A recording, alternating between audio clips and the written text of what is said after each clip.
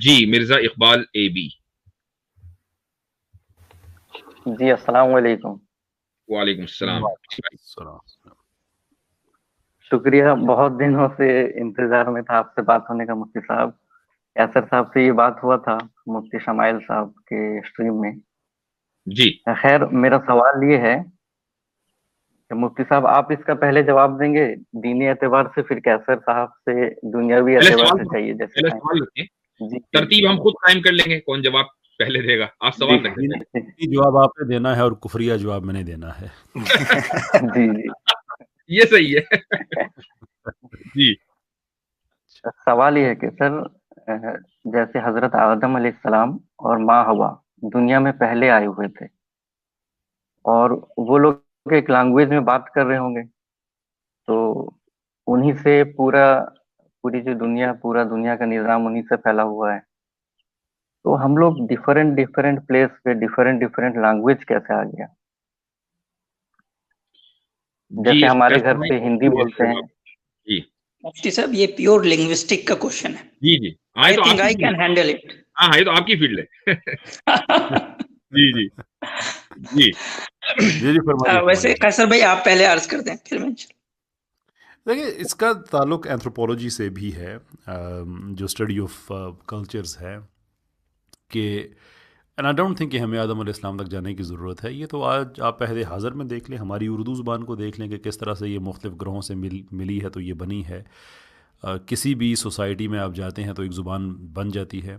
यिरिश language Europe में जो आमतौर पे जो ज्यूइश कम्युनिटी है वो बोलती है, तो वो इकट्ठे होकर उनकी एक ज़ुबान बन गई है।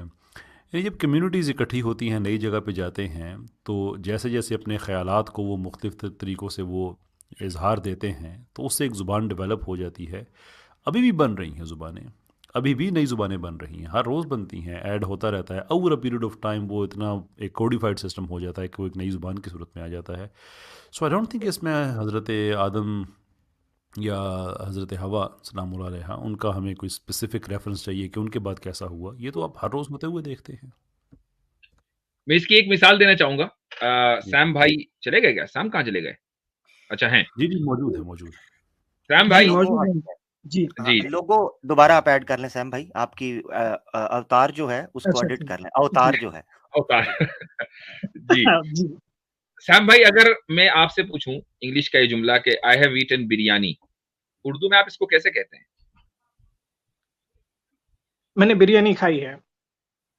अच्छा, तो आपके हैदराबाद में, मैंने आपसे इसलिए पूछा, हैदराबाद में कुछ लोग ये भी बोलते होंगे कि मैं बिरयानी खा लिया, जी, कहते हैं ना? इसके बड़े ट्रांसलेशन है। जी हाँ, अलग अलग मैंने किस्म बिरयानी से खा आप लिया। बोल सकते हैं। जी हाँ, तरीका। जी हाँ और आपने अभी बोला कि मैंने बिरयानी खा ली। जी अब एक जुमले में जुमला जो है वो मैस्कुलिन है और दूसरे में फेमिनिन है। उसकी जी जो वर्ब है, उसकी वजह यह है कि कुछ लोग, खुसूसन जो हैदराबादी डायलेक्ट है, उसमें जो वर्ब का जो मुअन्नस या मुजक्कर होना है, ये सब्जेक्ट के अकॉर्डिंग होता है और कुछ जगह पर ऑब्जेक्ट के अकॉर्डिंग होता है। अब बिरयानी जो है वो मुअन्नस है, तो जी मैंने बिरयानी खा ली, तो जो वर्ब है ये मुअन्नस बना, चूंकि जो ऑब्जेक्ट है वो मुअन्नस है। मैं बिरयानी खा लिया, तो अब बिरयानी को नहीं देखा जाएगा, मैं को देखा जाएगा, चूंकि वो एग्जैक्टली। सब्जेक्ट जो है वो मुजक्कर है, तो अब वर्ब मुजक्कर है। लेकिन अगर यही जुमला कोई औरत कहेगी तो वो कहेगी मैं बिरयानी खा ली। तो जी आमिर ये भाई क्या खाइएगा?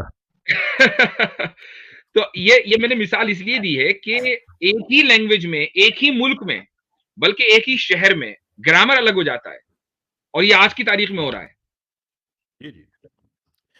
आप जहाँ पे मुफ्ती साहब रहते हैं, कैसर भाई एक बात ग्रामर अर्ज करूं कि इस पे ग्रामर कुछ भी लोग अलग हो हो जाता सकते है हैं। मुफ्ती साहब। और जी जी सॉरी, जी प्लीज करिए। जी सर, एक बात कि इस पे मुमकिन है कि कोई एतराज लेकर आ जाए कि भाई जब दो अलग अलग जबानें मिल रही हैं तो तीसरी जबानें पैदा हो रही हैं। ये तो बहुत ऑब्वियस है। ये बात कि आदम अलैहिस्सलाम जब आए थे तो एक ही जबान थी, तो उनके बच्चे भी वही जबान कहते थे, फिर उनके पोते पोते यानी कि जो थे वो भी एक ही जबान कहते थे, दूसरी जबान का कोई वजूद नहीं था। तो जब दो जबानें मिली नहीं तो फिर तीसरी जबान कैसे पैदा हुई? मतलब ये उनका एक आर्गुमेंट हो सकता है बेसिकली। तो ये बात समझनी चाहिए कि एक जबान, और ये बहुत पॉसिबल नहीं बल्कि हुआ है, इसके ऊपर बहुत सारी स्टडीज पाई गई है ऑलरेडी कि कोई आइसोलेटेड ज़बानी हो, यानी कि समझे कि कोई ऐसी बहुत सारे ऐसे कबाइल भी रहे ना जिनका बाहर के कबीलों से कोई ताल्लुक नहीं रहा, कभी नहीं रहा, आज भी मतलब अब बहुत चंद गिने चुने रह गए। तो उनके अंदर भी क्या होता है कि एक ही ज़बान जब लंबे वक्फे तक एक लॉन्ग पीरियड में बोली जाती रहती है उसके, तो उसके अंदर धीरे धीरे तब्दीली आती है, और फिर वो ज़बान जो आइसोलेटेड हो, जिसके साथ कभी किसी दूसरी ज़बान ने इंटरेक्शन नहीं किया, उस ज़बान के अंदर ही पहले क्या होता है कि डिफरेंट वेरिएंट्स पैदा होते हैं, अलग अलग वेरिएंट्स पैदा होते हैं, बोलचाल के अलग अलग लहजे पैदा होते हैं। फिर वो लहजा आगे बढ़ते बढ़ते जो है बिल्कुल दूसरी ज़बान में जो है कन्वर्ट हो जाता है। तो ये सवाल भी करना कि पहले तो सिर्फ एक ज़बान थी, फिर बाद में वो चीज़ वो दूसरी ज़बान में कैसे आ सकता है। So that is very common phenomena, और ये हमेशा से होता रहा है। ऐसी ज़बानें जो बिल्कुल आइसोलेटेड रही हैं, उनमें पहले वेरिएंट्स पैदा होते हैं, फिर वो वेरिएंट्स जो है दूसरी ज़बान में कन्वर्ट हो जाती है। जी मिर्ज़ा इकबाल साहब, आपका जवाब हो गया? जी जी, हमारा तो जवाब हो गया। और मतलब मैं उम्मीद रखता हूँ कि जिनके लिए ये सवाल मैं किया हूँ उनको जवाब मिल गया हो।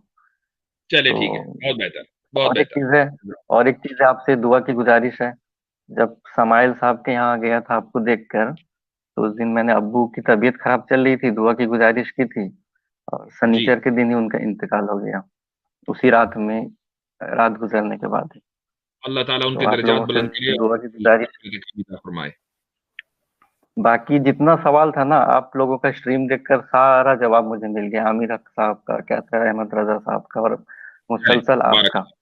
बस एक शुक्रिया। एक ही यही सवाल रह गया था। मेरा जी जी, मेरा तो अभी जवाब आया नहीं, मैंने बोला नहीं। सूरह रोम की आप आयत है, और आपका रोम तो की आयत है। जी अल्लाह ताला फरमाते हैं वमिन आयातिही आऊज़ु बिल्लाहि मिनश शैतानिर वमिन आयातिही खल्कुस समावाति वल अर्द वख्तिलाफिल लैलि वन नहारी वख्तिलाफि अलसिनतिकुम व अलवानिकुम। अल्लाह की निशानियों में से है ज़मीन व आसमान की तख्लीक, गर्दिश लैलो नहार, और तुम्हारी जुबानों और तुम्हारे रंगों का मुख्तलिफ होना।